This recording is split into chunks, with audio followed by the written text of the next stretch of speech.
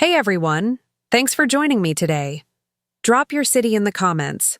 Where are you tuning in from? I remember the chill of that Arizona Christmas evening, a cold that seeped into my bones despite the warmth of the restaurant. We were at a very expensive Italian place in Scottsdale, the annual Christmas dinner, and the air was thick with the scent of pine and privilege. I was reaching for the cranberry sauce, trying to make eye contact with my son Daniel, when his wife, Chloe, leaned across the table.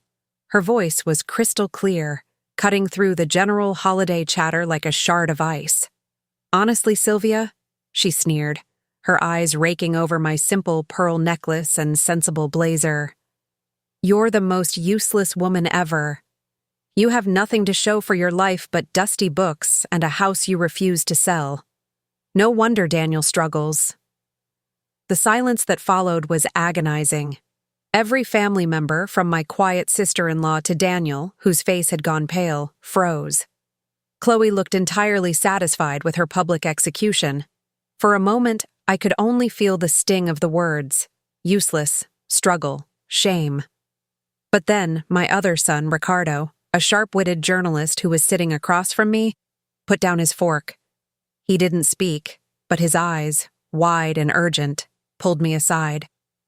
They whispered, "It's worse than her being a terrible person, Mom. She's bleeding Daniel dry. She needs your house. It's been hiding in their joint accounts for years." I'm Sylvia Reyes. I'm 58 and recently retired after 30 years as a university librarian in Phoenix. I lived a quiet, intentional life, defined not by lavish spending, but by stability. My greatest asset was my modest, but entirely paid-off home in the historic part of Phoenix, a property whose value had exploded over the last decade. My flaw, I realize now, was mistaking my non-confrontational nature for kindness, and my quiet life for a life secure from drama. I was too trusting, especially when it came to Daniel.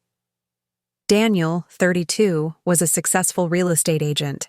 He was a good boy, kind and ambitious, but easily swayed by the flash of his wife's world. Chloe, 30, was a PR executive. She was beautiful, polished, and seemed to breathe designer labels and high-end socializing. I knew she came from a family of modest means, and her ambition sometimes felt frantic. I'd dismissed my uneasiness as typical mother-in-law jealousy. The red flags, however, weren't subtle. Chloe insisted on managing all of Daniel's finances for efficiency, and Daniel, focused on his sales, seemed happy to hand over the control. Then came the requests. Constant, escalating requests about my home. "Mom, you could retire so much richer if you just sold the house. It's too big for you." They urged me to move into a tiny condo, offering to help with the listing. I refused, always citing my comfort and my desire to leave the home to my sons equally. The missing funds were the strongest alarm bell. Ricardo, my journalist son, called me one day, concerned. He'd noticed Daniel posting strange, expensive purchases, a luxury watch, a sudden trip to Vegas, that didn't align with Daniel's typical income or saving habits. Ricardo, using his journalistic research skills, had also found small, frequent anonymous withdrawals from Daniel and Chloe's joint account, totaling over $50,000 in 6 months. When I asked Daniel about the Vegas trip, he was vague, saying it was a business networking opportunity with Chloe. The scent of desperation was growing stronger, masked by Chloe's forced cheer. I remember the day I decided to stop being a passive observer. I was in my quiet, sun-drenched library, surrounded by the books I loved, and I thought about the word useless. I was not useless. I was intelligent, observant, and I had the meticulous research skills of a seasoned librarian. I may have been gentle, but I was not weak. I decided to find out what Chloe was truly hiding. Ricardo's concern at the dinner pushed me into high gear. He was right. The verbal abuse was a pressure point, a calculated move to break me emotionally before they presented the next financial request. The day after Christmas, Ricardo and I started digging. My job as a university librarian had given me an intimate knowledge of databases, financial records, and finding small, critical clues in a sea of information. We weren't looking for infidelity. We were looking for financial deceit. Ricardo first located the large, unusual transfers. Over $150,000 had moved out of Daniel's real estate business account, money meant for client escrow accounts, and into their joint personal account, quickly funneled out in large, round numbers to multiple non-bank entities. This wasn't just savings, it was embezzlement.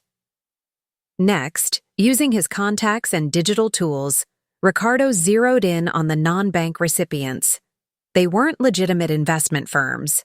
They were various offshore, unregulated online gambling platforms and a few high-interest private lending services known for aggressive collection tactics. Then came the layered revelation. Chloe had a devastating secret online sports gambling addiction. Ricardo found anonymous emails sent to Daniel's personal account, hidden in a subfolder, that Chloe had forgotten to delete. They were from a private collector, threatening legal action and public exposure, demanding payment for a $320,000 debt. The email chillingly referenced the fact that they knew all about the Phoenix property. "She's been leveraging your house, Mom," Ricardo whispered, his face etched with sickness. "She promised the debt collectors that they could liquidate the house to cover the $320,000. That's why she needed you to sell, or to sign something. She's running a massive scam to save herself, and Daniel's being drawn into embezzlement to cover her losses." The reason for Chloe's public abuse was clear. She was under immense criminal pressure, and I was the final hurdle. The abuse was a strategic, desperate ploy to make me feel worthless enough to give up my most valuable asset, my home. The discovery was a physical blow, not just the fraud, but the betrayal of my trust and the jeopardy to Daniel. He was an accomplice to a felony, manipulated by the woman he loved. My non-confrontational nature was gone, replaced by the cool, protective anger of a mother fighting for her child. We immediately contacted an attorney specializing in fraud and family law, Ms. Karras, who confirmed that Daniel was in grave danger of losing his license and facing criminal charges due to the real estate account embezzlement. The key to saving him was proving Chloe's coercion, her sole financial control, and the existence of her massive secret debt. The revenge plan was meticulous, fueled by my librarian's need for documented, undeniable truth. It couldn't be a shouting match.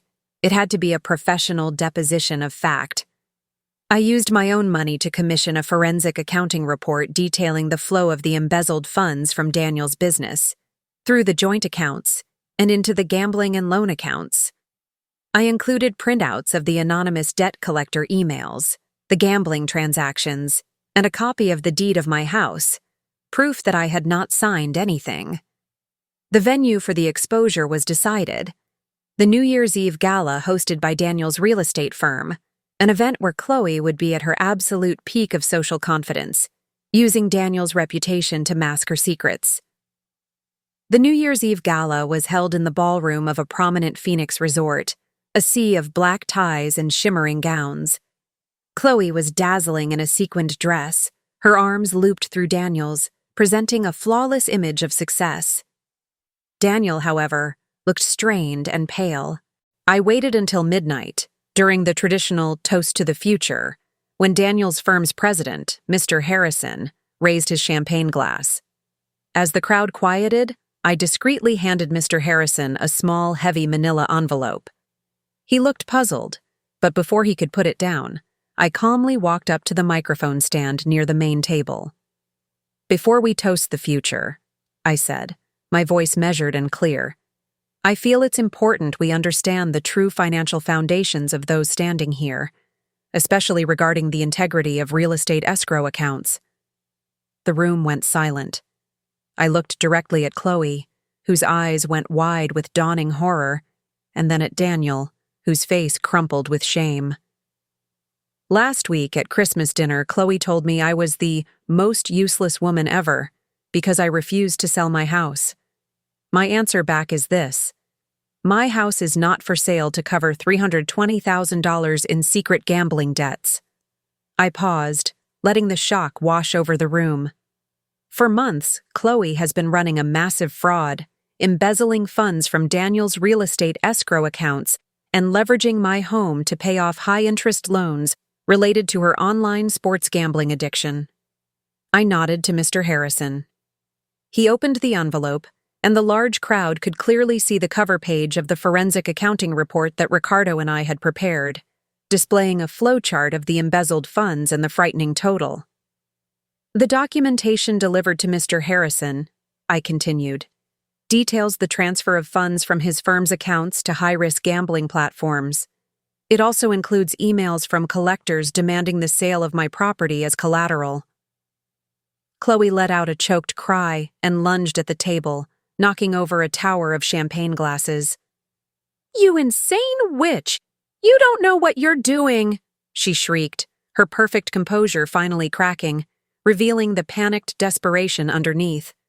Daniel, finally seeing the undeniable evidence in his boss's hands, simply stared at Chloe in utter, heartbroken disbelief. He wasn't yelling, he was defeated. He stood there shielding his face with his hands, weeping. The chaos was contained quickly. Mr. Harrison, the firm's president, was visibly ill, immediately recognizing the gravity of the embezzlement against his client's funds. He pulled Daniel aside, while other firm partners quietly moved to escort Chloe away. I had arranged for a private investigator, disguised as a waiter, to serve Chloe with divorce papers and a temporary restraining order on behalf of Daniel. The exposure was public, total, and irreversible. The consequences were profound. Daniel's license was temporarily suspended, but due to my meticulous evidence proving Chloe's financial coercion and total control and his immediate cooperation, Ms. Karras managed to get the embezzlement charges against him mitigated to a civil matter. He avoided prison time, but his professional reputation was ruined. He is now focused on rebuilding his life and his sobriety, as Chloe had also normalized heavy drinking. Chloe, facing mountains of irrefutable evidence, the forensic report, the debt emails, and the transfer records, was charged with felony theft and financial fraud. She is now navigating the legal system alone, having exposed herself to all her creditors. She is out of Daniel's life entirely. My relationship with Daniel is the hardest work I've ever done. He is ashamed, heartbroken, and deeply in debt. But the manipulation is over. We have partial reconciliation, grounded in agonizing honesty. He has moved into a rental while he figures out his future, and I am guiding him through financial therapy. I learned that my gentle nature can coexist with sharp intelligence and fierce resolve. The home, my safe haven, is still mine, completely unencumbered. I am not useless. I am the anchor that saved my son from a criminal enterprise. I no longer seek acceptance. I command respect. My home, my mind, and my finances are finally, truly, mine alone. If this story hit home, hit the like button, comment 1 below, and share your own story of surviving financial betrayal. Subscribe for more. I'll be back soon with another tale.